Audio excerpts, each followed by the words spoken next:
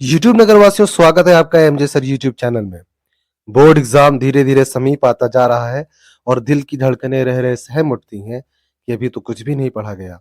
दिसंबर नजदीक है और फरवरी में एग्जाम होने को है, तो tension not my dear, MJ sir is near. Tips to score 90% is here, so don't fear.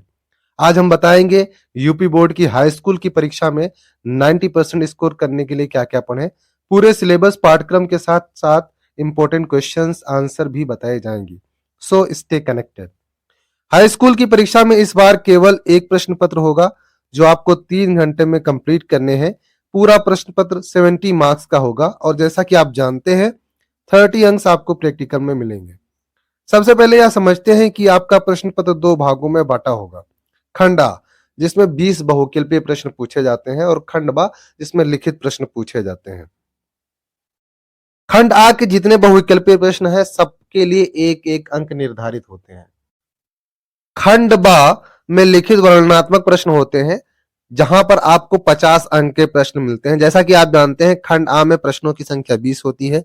सबसे पहले यहाँ हिंदी गद्य के विकास और इतिहास के बारे में प्रश्न पूछे जाते हैं। दोनों के लिए 5-5 अंक निर्धारित है। जैसे हिंदी गद्य में क्या करना है, पाठ्य पुस्तक में जितने भी लेखक हैं उनकी रचनाओं और विधाओं को अच्छे से तैयार कर लेना है।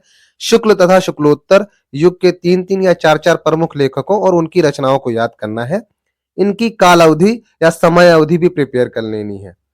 हिंदी पद में क्या करना है, पाठ्य पुस्तक में जितने भी कवि हैं वे किस युग के हैं, उनकी प्रमुख रचनाएं क्या क्या हैं, तैयार कर लेनी है।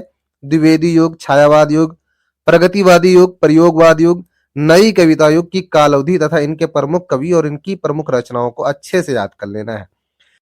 खंड आ में इसके अलावा काव्य सौंदर्य से भी कुछ प्रश्न पूछे जाते हैं। जैसे रस, रस में आपको हास एवं करुण रस से सवाल आते हैं।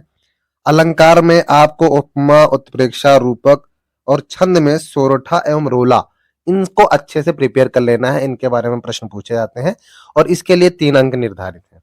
हिंदी व्याकरण से भी 3 अंक के प्रश्न पूछे जाते हैं, जिसमें आप उपसर्ग में आपको आ, अन, अधि, अप, अनु, उप, सह, निर, अभि, परि, सु जैसे उपसर्ग अच्छे से तैयार कर लेने हैं। समास में कर्मधारय, द्वंद, द्विगु और बहुब्रीहि अच्छे से तैयार कर लेना है। इसके अलावा बहुविकल्पीय प्रश्नों में तद्भव, तत्सम या पर्यायवाची शब्द भी पूछे जाते हैं।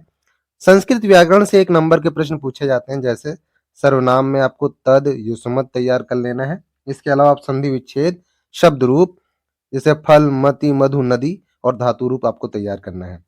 बाकी 1-1 नंबर का वाक्य स्वरूप, वाक्य में 3 प्रकार के वाक्य होते, पता ही आपको, सरल, मिश्र, संयुक्त, उसको तैयार कर लेना है। वाच्य प्रयोग और वाच्य परिवर्तन पर भी प्रश्न पूछे जाते हैं।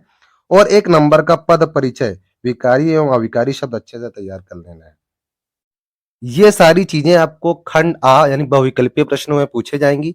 तो अगर आपके मन में यह संशय हो, शक हो कि इन्हें हमें तैयार कहाँ से करना है, तो आप चिंता मत करिए। ठीक है, कैसे आप इनको तैयार करें, इन सारे टॉपिक्स पर मैं बहुत जल्द वीडियो लाने वाला हूं। आप हमसे जुड़े, हमारा चैनल सब्सक्राइब करें और अपने सभी साथियों को शेयर करें। खंड बा में आते हैं वर्णनात्मक या लिखित प्रश्न। ये पूरे 50 अंक के आते हैं। इसमें गद्य व पद भाग से संदर्भ, व्याख्या, भाषा शैली व अलंकार और उसी गद्य या पद पर आधारित कुछ अन्य प्रश्न पूछे जाते हैं। गद्य में मित्रता, ममता, ईर्ष्या, तू न गई मेरे मन से और भारतीय संस्कृति बहुत ज्यादा इंपॉर्टेंट लेसन है। इनमें से हर साल गद्य पर आधारित प्रश्न पूछे जाते हैं। अगर आप इन्हें ढंग से तैयार कर लें तो आपके छांक पक्के हैं। और पद में सूरदास के पद, तुलसीदास द्वारा रचित धनुष भंग और वन पथ पर, रसखान के सवैये और बिहारी लाल की भक्ति और नीति, इनमें से एक के प्रश्न हर साल परीक्षा में जरूर आते हैं। अगर आप ये अच्छे से प्रिपेयर कर लेते हैं तो पद खंड के पाठ वस्तु संबंधित प्रश्न पर आपके 6 अंक पक्के हैं। इसके अलावा गद्य और पद में से जीवन परिचय के भी 10 अंक मिलते हैं, जिसमें गद्य व पद दोनों में जीवन परिचय और साहित्यिक परिचय लिखना होता है। साहित्यिक परिचय में आपको उनकी प्रमुख रचनाएं जरूर लिखनी होती हैं। गद्य में आचार्य रामचंद्र शुक्ल, राजेंद्र प्रसाद और जयशंकर प्रसाद का जीवन परिचय और उनकी प्रमुख रचनाएं आपने याद कर लेनी है, तो आपके 5 नंबर पक्के। और पद खंड में तुलसीदास, सूरदास, महादेवी वर्मा और सुमित्रा नंदन पंत का जीवन परिचय आपको 5 नंबर दिला सकता है। ये हर साल जरूर पूछे जाते हैं। अगर ये आप प्रिपेयर कर लेते हैं तो आपके 5 और 5 10 नंबर पक्के हैं। इसके जस्ट बाद संस्कृत गद्यांश और संस्कृत पद्यांश यानी किसी श्लोक का हिंदी अनुवाद करना है, जिसके लिए 5-5 मतलब टोटल 10 अंक मिलेंगे। जिसमें पहला पाठ वाराणसी, देशभक्तः चंद्रशेखरा और भारतीय संस्कृति बहुत ज्यादा इंपॉर्टेंट है। 2-4 श्लोक आपको अच्छे से अनुवाद के साथ याद कर लें तो आपको 5 इधर और 2 अंक श्लोक के यानी 7 अंक मिल जाएंगे। यह ध्यान जरूर रखना है जो श्लोक प्रश्न पत्र में आया हो वो नहीं लिखना है। संस्कृत खंड से 2 अंक के प्रश्न भी पूछे जाते हैं जो वन लाइनर रहते हैं, एक लाइन में रहते हैं। जैसे वीरः केन पूज्यते, वीरः वीरेण पूज्यते, प्रुराजा केन सह युद्धम अकरोत्, प्रुराजा अलक्षेन्द्रेण सह युद्धम अकरोत्, कुत्र मरणम मंगलम भवति, वाराणस्यां मरणम मंगलम भवति, चंद्रशेखरः कः आसीत्, चंद्रशेखरः एकः अद्वितीयः राष्ट्रभक्तः आसीत्। इस तरह के प्रश्न आते हैं, ठीक है, और इस पर 2 अंक मिलते हैं। हाई स्कूल हिंदी में पत्र लेखन करके एक नया चैप्टर जुड़ा है जिसमें आपके 4 नंबर पक्के हो जाएंगे। अगर आप प्रधानाचार्य को पत्र जिसमें अवकाश, शुल्क मुक्ति आदि पर प्रश्न होते हैं, आशा ही आपको आता भी होगा। संपादक को पत्र किसी समाचार पत्र को किसी समस्या का वर्णन करते हुए पत्र लिखना होता है।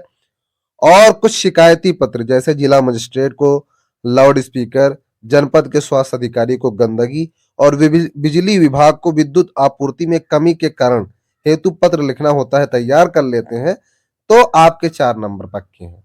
ठीक है, यह आपको 4 नंबर दिला सकता है।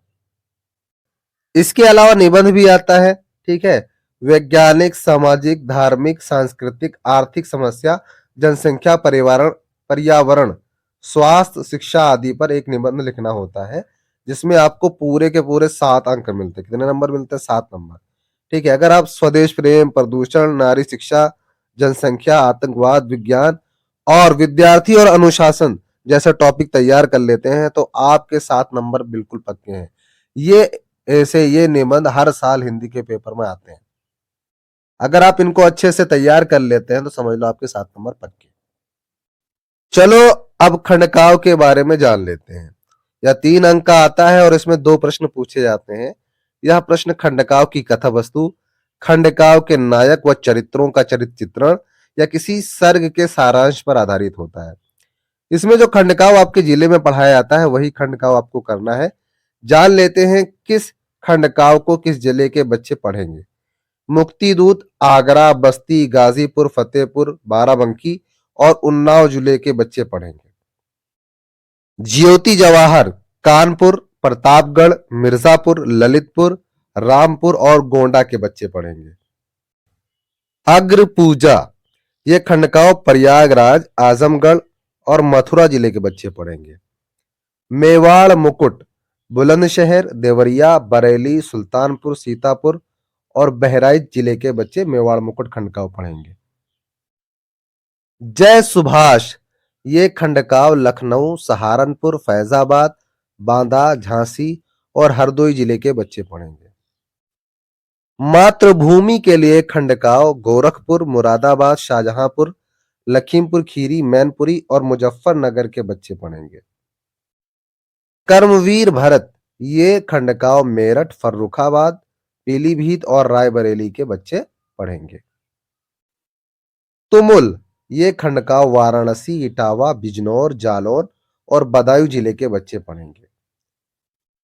उपर्युक्त के अतिरिक्त अन्य जिलों या नए सृजित जिलों में खंडकाव पूर्व वर्षों की भांति यथावत पढ़ाए जाएंगे। इसके बारे में अधिक जानकारी के लिए आप अपने अध्यापक से संपर्क कर सकते हैं।